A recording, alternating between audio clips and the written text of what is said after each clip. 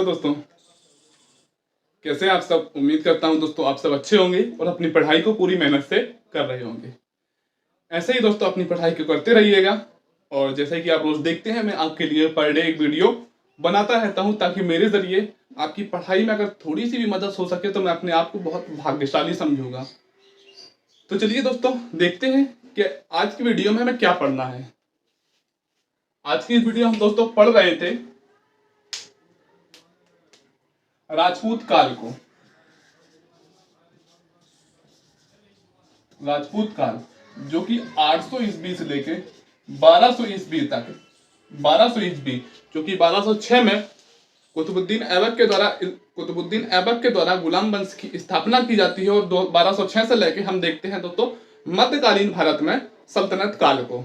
1200 ईस्वी तक हम संपूर्ण भारत को पढ़ लेंगे। राजपूत काल जो कि 800 से 1200 ईस्वी के बीच रहता है। राजपूत काल की उत्पत्ति कैसे हुई, इसका इतिहास क्या रहा, इससे पहले वाली वीडियो में हमने दोस्तों अच्छे से डिस्कस किया था। अब इसके अंतर्गत जो राजवंश है जिनसे प्रश्न अच्छे पूछे जाते हैं उन सभी प्रश्नों को डिस्कस करेंगे। कौन कौन से शासक है उनको देखेंगे। तो दोस्तों उम्मीद करता हूं दोस्तों आपको मेरा पढ़ाया हुआ समझ में आता होगा। और जैसा मेरे भाई कमेंट्स करते हैं कि सर क्वेश्चन हमसे बढ़ रहे हैं, अब चीजें क्लियर हो रही हैं, जिस तरीके से आप समझाते हैं हमें समझ में आता है। तो दोस्तों मैं अपनी तरफ से पूरी कोशिश करता हूं कि आपको ज्यादा से ज्यादा समझा सकूं मैं। तो चलिए दोस्तों आज की इस वीडियो में हम पढ़ने वाले हैं दिल्ली का चौहान वंश। दिल्ली का चौहान वंश, हालांकि चौहान वंश का विस्तार अजमेर तथा सामर जो झील है उसके निकटवर्तीय क्षेत्रों में था। अब देखते हैं दोस्तों दिल्ली का चौहान वंश। सबसे पहले इसकी जानकारी कहां से प्राप्त होती है, इसका इतिहास क्या रहा और इसका उदय कैसे हुआ। दिल्ली का चौहान वंश, इसके जो संस्थापक थे दोस्तों वासुदेव थे। कौन थे दोस्तों? वासुदेव। याद रखेंगे दोस्तों यह वासुदेव काल नहीं है जिन्होंने काल वंश की स्थापना की थी, यह केवल वासुदेव है। ताकि जब एग्जाम में लास्ट पे जब काल लगाकर देखा है तो हमें फिर कंफ्यूजन होती है। वासुदेव काल के द्वारा काल वंश की स्थापना की थी, यह केवल वासुदेव है जिनके द्वारा दोस्तों चौहान वंश की स्थापना की जाती है। इसकी जो राजधानी थी वह थी दोस्तों अहिछत्र। क्या थी दोस्तों? याद रखेंगे, कई बार पूछा जाता है। हालांकि अही क्षेत्र से फिर राजधानी अजय राज द्वितीय के द्वारा अजमेर ले जाई जाती है, वो फिर हम बाद में देखेंगे। प्रारंभिक जो राजधानी थी चौहान वंश की अहिछत्र थी, संस्थापक वासुदेव थे। इसके बाद में दोस्तों अब इसके देखते हैं हम चौहान वंश। चौहान वंश की दोस्तों कई शाखाएं थी। चौहान वंश की कई शाखाएं थी क्योंकि चौहान वंश जो था वह जो हमने कन्नौज वाले क्षेत्रों में देखा था गुर्जर प्रतिहार वंश। गुर्जर प्रतिहार वंश के संबंध थे चौहान वंश। और जब गुर्जर प्रतिहार वंश का अंत होता है या पतन होता है तो फिर चौहान वंश का उदय होता है। और चौहान वंश की दोस्तों कई शाखाएं उभर के आती हैं, जिनमें से सबसे महत्वपूर्ण जो है वह है सकम्बकारी के। याद रखेंगे दोस्तों एक बार पीसीएस से प्रश्न पूछा गया था कि सकम्बकारी का चौहान वंश चौहान वंश की सबसे प्रमुख शाखा है जो कि अजमेर तथा सांभर के सभी निकटवर्तीय क्षेत्रों में थी। अब देखते हैं कि इसकी जानकारी हमें कहां से प्राप्त होती है। चौहान वंश के एक शासक है जिनका नाम है विग्रहराज द्वितीय। विग्रहराज द्वितीय का जो एक हर्ष प्रस्तर लेख है, कौन सा दोस्तों? याद रखेंगे। और ऐसे भी आपसे पूछा जाता है कि हर्ष प्रस्तर लेख किस साम्राज्य से या किस वंश से संबंधित है। तो विग्रहराज द्वितीय के द्वारा हर्ष प्रस्तर लेख लिखा गया है, जिससे हमें चौहान वंश की या सकम्बकारी के चौहान वंश की जानकारी प्राप्त होती है। इसके बाद दोस्तों जानकारी का अगला स्रोत है वह है सोमेश्वर द्वारा विचौलिया लेख। सोमेश्वर द्वारा लिखित या सोमेश्वर के काल में लिखित, शासन काल में लिखित जो विचौलिया लेख है, एक विचौलिया लेख और एक हर्ष प्रस्तर लेख। याद रखेंगे दोस्तों इनसे प्रश्न दो तरीके से पूछे जाते हैं। एक पूछा जाता है कि हर्ष प्रस्तर लेख किस वंश से संबंधित है या इसकी जानकारी किससे प्राप्त होती है। तो दोस्तों किससे? हर्ष प्रस्तर लेख जो कि ये चौहान वंश से संबंधित है और चौहान वंश की जानकारी प्राप्त होती है। दूसरा पूछा जाता है कि हर्ष प्रस्तर लेख किस राजा के शासन काल में लिखवाया गया था। क्यों? विग्रहराज द्वितीय के शासन काल में लिखवाया गया था और यह विचौलिया जो लेख है वह सोमेश्वर के शासन काल में लिखवाया गया था। अब दोस्तों एक नोट के रूप में मैंने लिखा है, आप याद रखेंगे कि जो एक हम्मीर महाकाव्य है, क्या है दोस्तों? एक है हम्मीर महाकाव्य जिसमें चौहानों को सूर्यवंशी कहा गया है। याद रखेंगे दोस्तों एक बार यूपी पीछे शायद बीपीएससी में पूछा गया था कि हम्मीर महाकाव्य में किनको किनको सूर्यवंशी कहा गया है, तो किनको चौहान वंश को सूर्यवंशीय कहा गया है। प्रारंभ में जैसा कि मैंने बताया कि यह प्रतिहार वंश के सामंत थे, और जैसे ही कन्नौज से प्रतिहार वंश का पतन होता है तो फिर चौहान वंश का दिल्ली, हरियाणा तथा राजस्थान वाले क्षेत्रों में इनका उदय होता है। अब देखते हैं इसके शासक, क्योंकि प्रतिहार वंश के पतन के बाद किस शासक के द्वारा इनको स्वतंत्र कराया गया था। तो जो दोस्तों शासक थे उनका नाम था वाक्यपतीय राज प्रथम। क्या था दोस्तों?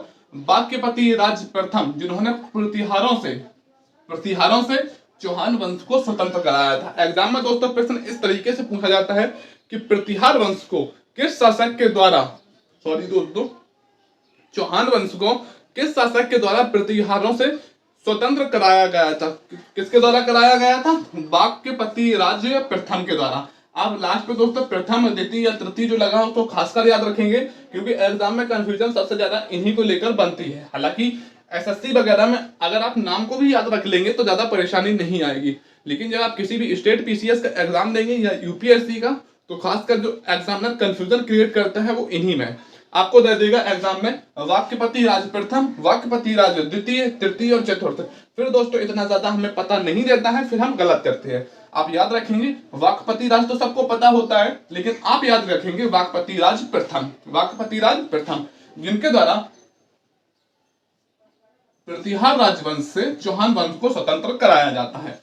इसके बाद में दोस्तों अगले शासक आते हैं सिद्धराज। इनके बारे में दोस्तों ज्यादातर पॉइंट नहीं पूछे जाते हैं, बस पूछा जाता है कि इनके द्वारा राज्य विस्तार किया गया, और इनकी जो उपाधि है, यह उपाधि दोस्तों कई बार पूछी गई है कि चौहान वंश के किस शासक के द्वारा महाराजा धीराज की उपाधि धारण की जाती है, तो वह धारण की जाती है दोस्तों सिद्धराज के द्वारा। एक पॉइंट है, केवल एक पॉइंट, इसको आप याद रखेंगे कि सिद्धराज के द्वारा राज्य विस्तार किया जाता है और महाराजा धीराज की उपाधि धारण की जाती है। इन दो को दोस्तों आप एक साथ याद रखेंगे। वाक्यपति राज प्रथम के द्वारा प्रतिहारों से स्वतंत्र कराया जाता है चौहान वंश को, और सिद्धराज के द्वारा राज्य विस्तार किया जाता है और महाराजा धीराज की उपाधि धारण की जाती है। इसके बाद में दोस्तों आ जाते हैं विग्रह राज चतुर्थ, या जिनका नाम है बीसल देव। सबसे ज्यादा दोस्तों जो प्रश्न बनते हैं चौहान वंश से, आपसे विग्रह राज चतुर्थ या बीसल देव से पूछे जाएंगे, या फिर पूछे जाएंगे पृथ्वीराज तृतीय, जिन्हें हम पृथ्वीराज चौहान के नाम से जानते हैं, जो कि चौहान वंश से संबंधित थे। अक्सर प्रश्न इन्हीं दो शासकों से पूछे जाते हैं, हालांकि और भी कुछ शासक है जिनसे कभी कभार प्रश्न पूछे जाते हैं।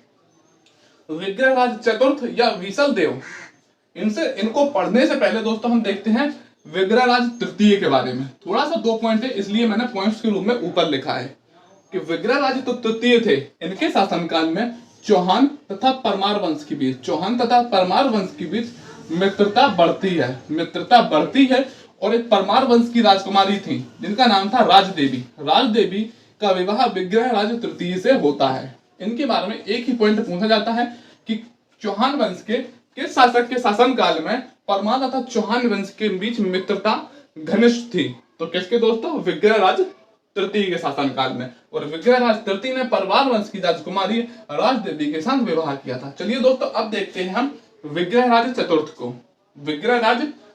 को। पहले शासक देखा हमने वाक्यपति राज प्रथम, दूसरे शासक सिद्धराज, और तीसरे शासक विग्रह राज तृतीय, और चौथे शासक जो है विग्रह राज चतुर्थ हैं। कौन दोस्तों? विग्रह राज चतुर्थ या बीसल देव। मोस्ट इंपॉर्टेंट है दोस्तों, इससे पॉइंट प्रश्न अक्सर ही पूछे जाते हैं। 1153 से लेके 1163 ईस्वी के बीच है शासन करते हैं। कब तक दोस्तों? 1153 से लेके 1163 ईस्वी के बीच यह शासन करते हैं। करीब 10 वर्षों का इसका शासनकाल रहा, लेकिन 10 वर्षों में इन्होंने जो चौहान वंश में दोस्तों महत्वपूर्ण योगदान दिया, इसके सीमा विस्तार को लेकर, स्थापत्य कला को लेकर और बहुत सारे युद्धों को लेकर। चलिए दोस्तों देखते हैं। सबसे पहले देखते हैं दोस्तों बीसल देव रासो और परमार रासो। ये दोस्तों पुस्तकें हैं जिनके बारे में आपने कई बार पढ़ा होगा। बीसल देव रासो जो कि राजा बीसल देव की जीवनी पर आधारित है। बीसल देव रासो जो कि नरपति या नल्ल के द्वारा लिखी गई है, और परमार रासो जगनिक के द्वारा लिखी गई है। बीसल देव रासो नरपति नल्ल के द्वारा लिखी गई है और परमार रासो जगने की। हालांकि दोस्तों दोनों पुस्तकें टाइम पीरियड के अकॉर्डिंग अलग अलग समय में लिखी गई हैं, लेकिन दोस्तों एग्जामिनर इनमें कंफ्यूजन यही क्रिएट करता है कि बीसल देव रासो आपको जगनिक दे देगा और परमार रासो नरपति नल्ल दे देगा। दोनों ही ऑप्शन गलत हो जाएंगे। इसलिए दोस्तों जो बीसल देव रासो है,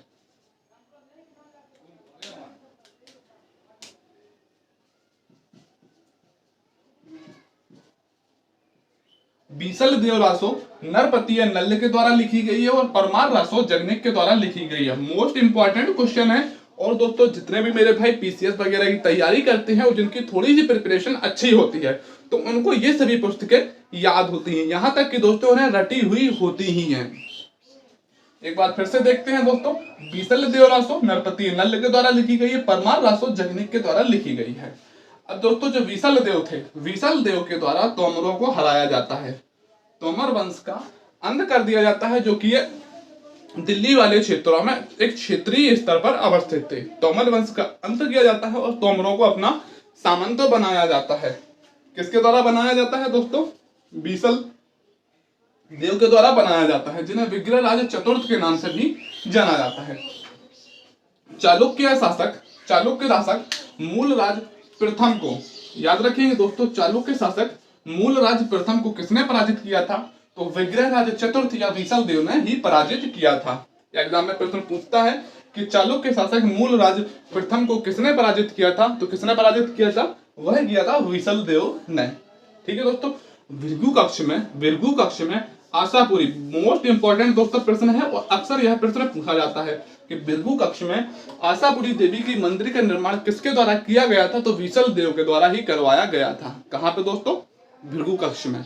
भृगु कक्ष में आशापुरी देवी का मंदिर किसके द्वारा बनवाया गया था? विसल देव के द्वारा बनवाया गया था। और विसल देव द्वारा लिखित एक हरिकेल संस्कृत नाटक है। कौन सा दोस्तों? विसल देव के द्वारा हरिकेल। क्योंकि दोस्तों विसल देव एक साहसी योद्धा होने के साथ साथ एक बहुत बड़ा दोस्तों साहित्यकार भी था, और जिसके द्वारा लिखी गई है हरिकेल, जो कि एक संस्कृत नाटक है। अब एग्जाम में दोस्तों किस तरीके का प्रश्न पूछा गया था? एग्जाम में नहीं पूछा गया था कि हरिकेल किसके द्वारा लिखी गई है, और अक्सर अगर पूछा जाता तो सभी बच्चे सही कर देते। एग्जाम में पूछा गया था जो हरिकेल है, हरिकेल जो विसल देव के द्वारा लिखी गई है वह क्या है? एक साहित्यिक ग्रंथ है, एक पुस्तक है, एक चिकित्सा ग्रंथ है, या कोई एक संस्कृत नाटक है? तो इस तरीके का प्रश्न पूछा गया था और इसमें अक्सर बच्चों ने गलत किया था। जो कि हरिकेल है विसल देव के द्वारा लिखी गई है, एक संस्कृत नाटक है। और हरिकेल में लिखे हुए कुछ संस्कृत मंत्रों को कुछ अंश अढ़ाई दिन के झोपड़े में भी लिखवाए गए हैं। अढ़ाई दिन के झोपड़े के बारे में थोड़ा सा बता दूं अगर मैं दोस्तों, कि अढ़ाई दिन का झोपड़ा मस्जिद होने से पूर्व विसल देव के द्वारा एक मंदिर के रूप में अवस्थित करवाया गया था। और फिर अढ़ाई दिन के झोपड़े का जो निर्माण करवाया जाता है अजमेर में, जो किसके द्वारा किया जाता है? कुतुबुद्दीन ऐबक के द्वारा अढ़ाई दिन के झोपड़े का निर्माण करवाया जाता है। हालांकि एग्जाम में प्रश्न दोस्तों केवल इतना पूछा जाता है कि अढ़ाई दिन के झोपड़े में हरिकेल के ग्रंथों को, हरिकेल के कुछ अंश को किसके द्वारा लिखवाया गया था? तो किसके द्वारा? विसल देव के द्वारा लिखवाया गया था। और हरिकेल के कुछ अंश को अढ़ाई दिन के झोपड़े में लिखवाया गया है। अजमेर में सरस्वती के प्रसिद्ध मंदिर का निर्माण किसने करवाया था? तो किसने करवाया था? विसल देव के द्वारा करवाया गया था। एक दोस्तों इसके दरबार में एक कवि थे जिनका नाम था सोमदेव। क्या नाम था दोस्तों? दरबार में एक राजकवि थे जिनका नाम था सोमदेव। और सोमदेव के द्वारा दोस्तों दो महत्वपूर्ण पुस्तकें लिखी गई हैं। मोस्ट इंपॉर्टेंट, जब दोस्तों प्राचीन भारत के साहित्य से या कला स्थापत्य से प्रश्न पूछा जाता है तो बहुत कंफ्यूजन होती है। हालांकि जब दोस्तों हमारा प्राचीन भारत के समाप्त हो जाएगा तो उसके बाद में हम दो वीडियो में देखेंगे, प्राचीन भारत की स्थापत्य कला की एक वीडियो और एक प्राचीन भारत के साहित्य की, ताकि हम दोस्तों जो इससे प्रश्न पूछे जाते हैं कला एवं संस्कृति से, तो उनको हम दोस्तों अच्छे से क्लियर कर सके। जैसे कि दोस्तों सोमदेव जो कि विसल देव के दरबार में राजकवि थे, उनके द्वारा एक पुस्तक लिखी जाती है, सबसे महत्वपूर्ण यही पूछी जाती है, ललित विग्रह राज। ललित विग्रह राज पुस्तक किसके द्वारा लिखी गई है? तो किसके द्वारा लिखी गई है दोस्तों?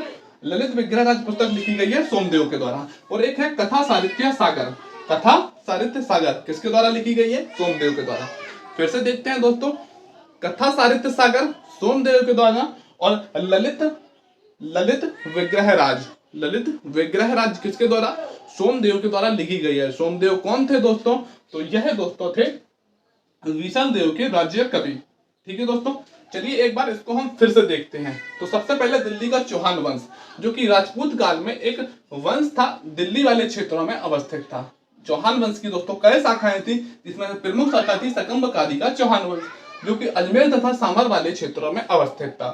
संस्थापक थे उसके वासुदेव कांड, और राजधानी जो बनाई थी वह बनाई थी दोस्तों अहिछत्र को। ठीक है, अब इसकी जानकारी हमें प्राप्त होती है विग्रहराज दीक्षित के हर्ष प्रस्तर लेख से, और सोमेश्वर के एक विचौलिया लेख है, उससे हमें इसकी जानकारी प्राप्त होती है।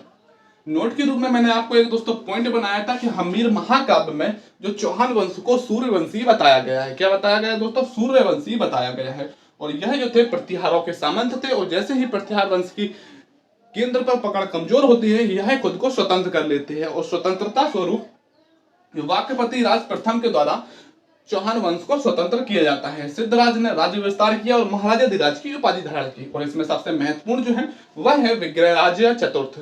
इससे पहले हमने विग्रहराज तृतीय को देखा, जिनके बीच परमार तथा चौहान वंश के बीच मित्रता अच्छी थी। फिर विग्रहराज चतुर्थ विसल देव 1153 से लेके 1163 तक 10 वर्ष तक करीब शासन करते हैं, और इसके दरबार में दोस्तों कौन सी दोस्तों?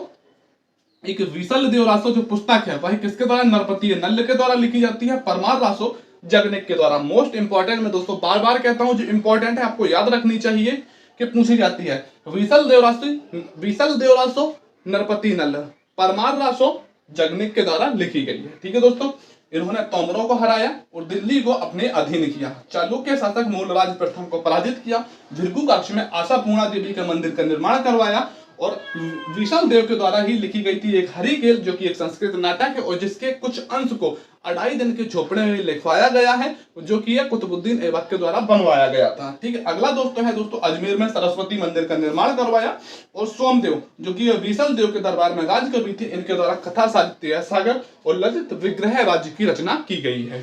चलिए दोस्तों आगे देखते हैं हम।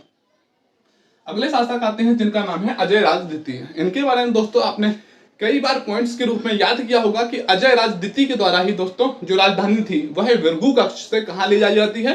भृगु कक्ष से राजधानी अजमेर को ले जाई जाती है। भृगु कक्ष से राजधानी है अजमेर किसके द्वारा बनवाई जाती है? तो अजय राज के द्वारा राजधानी ले जाई जाती है। कहां से? इंपॉर्टेंट प्रश्न है, और दोस्तों कई बार आपने पॉइंट्स के रूप में रटा भी होगा इसे, कि अजमेर की स्थापना किसके द्वारा की जाती है? तो दोस्तों किसके द्वारा की जाती है? अजय राज द्वितीय के द्वारा की जाती है। किसके द्वारा? याद करिए दोस्तों, आपको अगर याद नहीं है तो यकीन मानिए आप बहुत ज्यादा पीछे हैं। अक्सर बच्चों को यह याद होता है कि अजमेर की स्थापना किसके द्वारा की गई थी? तो अजय राज द्वितीय के द्वारा की गई थी, और जब अजमेर की स्थापना की जाती है तो इनके द्वारा ही राजधानी भृगु कक्ष से अजमेर में स्थानांतरित कर दी जाती है। आज थोड़ा बार बार दोस्तों रिवाइज करिए, यकीन मानिए दोस्तों आपको बहुत अच्छे से याद हो जाएगा, और आपको फिर कुछ और पढ़ने की जरूरत नहीं है अगर दोस्तों इसको आप पढ़ लेते हैं। मोर देन आपके लिए सफिशिएंट है।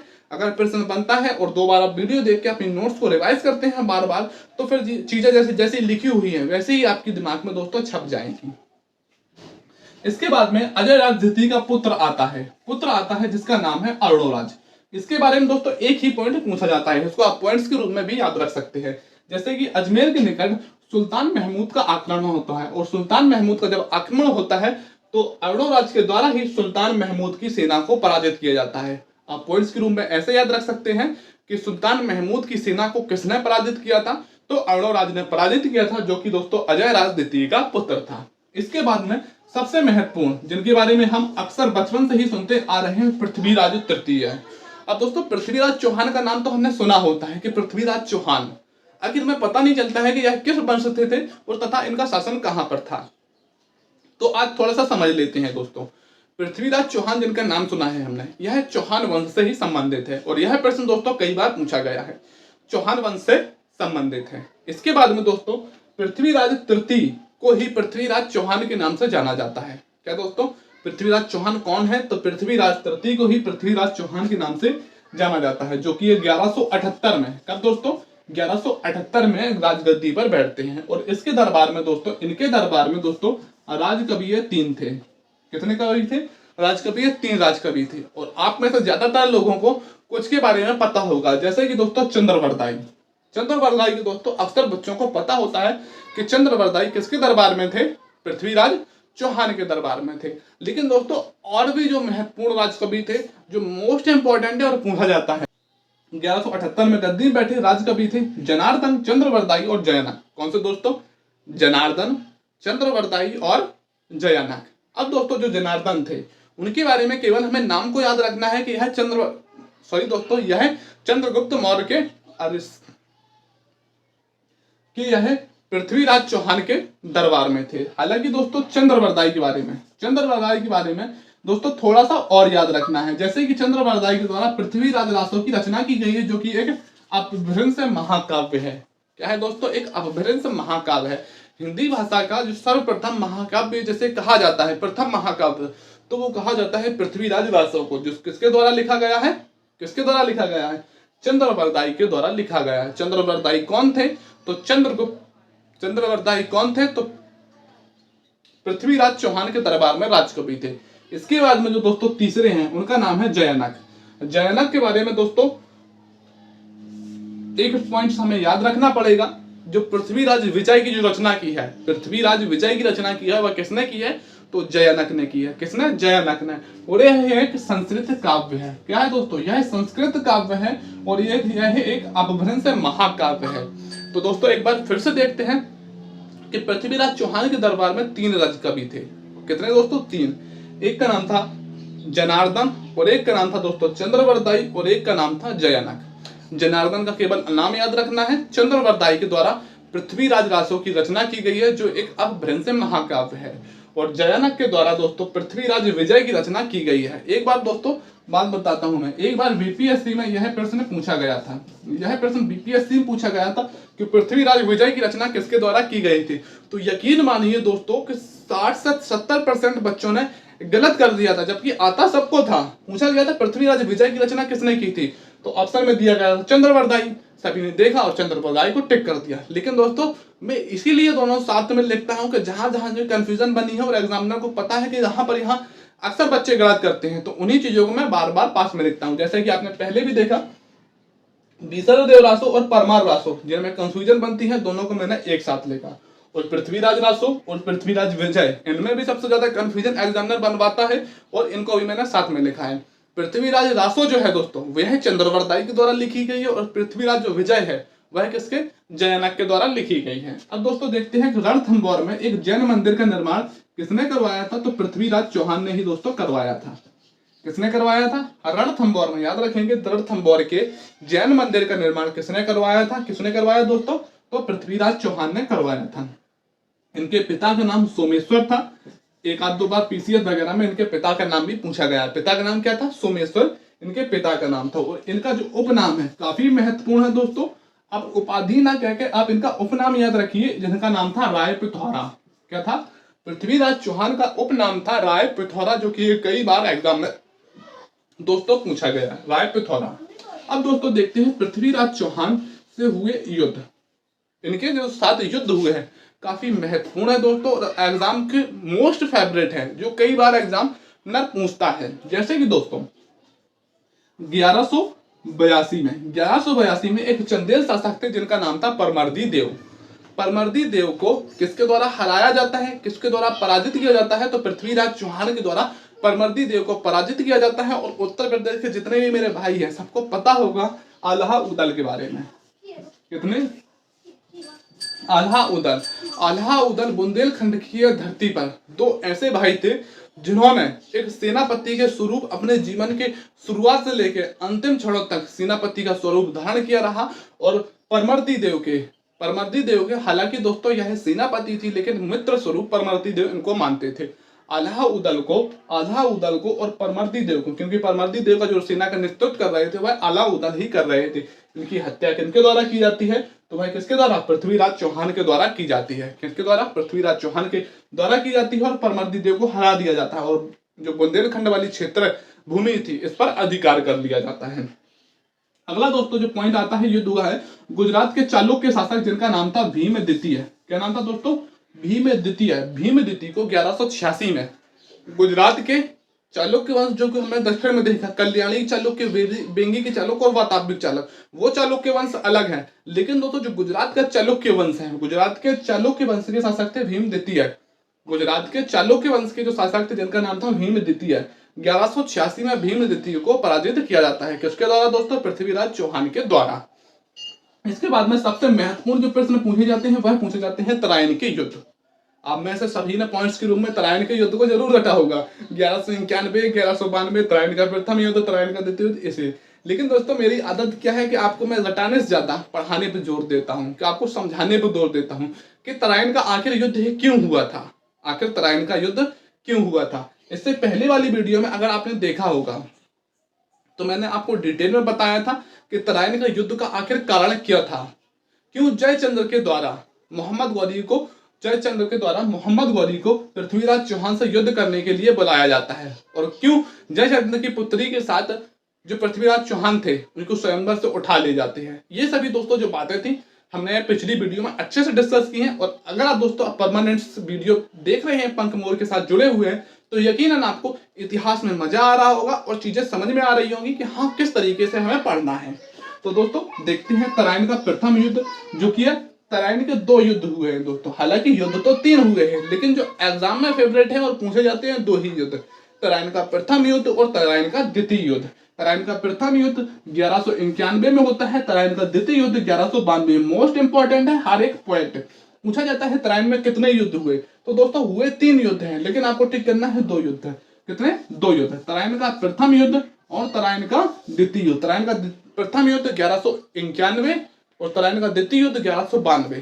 प्रथम युद्ध में मोहम्मद गौरी पृथ्वीराज चौहान के द्वारा पराजित हो जाता है और द्वितीय युद्ध में मोहम्मद गौरी पृथ्वीराज चौहान को पराजित कर देता है। दोनों में एक ही बात को याद रखना है आपको, ताकि कंफ्यूजन ना हो। प्रथम में मोहम्मद गौरी पराजित होता है, द्वितीय में मोहम्मद गौरी जीत जाता है। ठीक है दोस्तों, पराजित हुआ और यहाँ पर जीत गया। और इसके बाद में एक नोट्स के रूप में मैंने लास्ट पॉइंट लिखा है कि हरिराज ने अजमेर के दुर्ग में आत्मदाह कर लिया था। हरिराज दोस्तों कौन थे? यह दोस्तों जो थे पृथ्वीराज चौहान के पुत्र थे। पृथ्वीराज चौहान के पुत्र थे जिनका नाम था हरिराज। अब हरिराज के द्वारा जब कुतुबुद्दीन ऐबक के द्वारा इनको पराजित कर दिया जाता है और अधिकार कर लिया जाता है, यह अपमान स्वरूप अजमेर के दुर्ग में ही अपने आत्मदाह को कर लेते हैं। यह भी पॉइंट से एक बार दोस्तों पूछा गया है। यही रही हमारी दोस्तों आज की वीडियो। चलिए दोस्तों एक बार फिर से देखते हैं हमने क्या पढ़ा। दिल्ली के चौहान वंश में, जो कि राजपूत काल का एक वंश है, ठीक है दोस्तों, इसको पढ़ा। संस्थापक वासुदेव और राजधानी अहिछत्र। जानकारी देखी हमने किनसे प्राप्त होती है। इसके बाद में दोस्तों यह इनका उत्पत्ति कैसे हुई, पहले ये किसके सामंत थे। क्योंकि दोस्तों पढ़ने को हम दोस्तों पॉइंट्स के रूप में हर एक पॉइंट्स को याद रख सकते हैं, लेकिन जब दोस्तों हमें पता होगा कि आखिर चौहान वंश का उदय कैसे हुआ, कहां से चौहान वंश निकला और इसकी जानकारी हमें कहां से प्राप्त होती है, तो हमें ज्यादा मजा आएगा पढ़ने में। क्योंकि हमें पता होगा उसके सारे इतिहास को, कि कहां से उदित हुआ, जानकारी कहां से प्राप्त होती है, इसके बारे में किन क्षेत्रों में अवस्थित था। तो इसकी थोड़ी सी लोकेशन में दोस्तों और बता दूं आपको।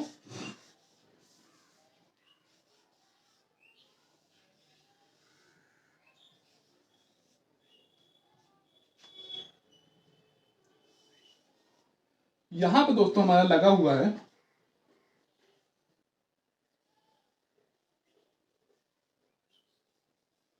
उत्तर प्रदेश, यह है दोस्तों गुजरात और यह है राजस्थान। यहां पे है दोनों दिल्ली।